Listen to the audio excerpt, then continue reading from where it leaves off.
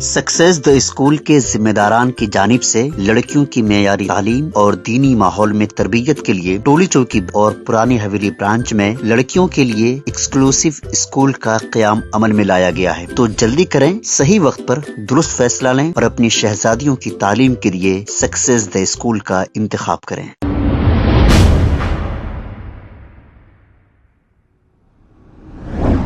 अस्सलाम वालेकुम नाजरीन, 7H न्यूज सच को रखे आपके आगे। नाजरीन, केसीआर के हाथों में 10 साल तक इख्तिदार था, लेकिन जब इख्तिदार था अवाम से नहीं मिलते थे और ना ही अवाम में रहते थे। या तो प्रगति भवन में रहते थे या फिर इनके फार्म हाउस पे रहते थे। अब जैसे ही इख्तिदार चले गया, अवाम में निकलना इन्होंने शुरू किया। आइए देखते हैं ये रिपोर्ट।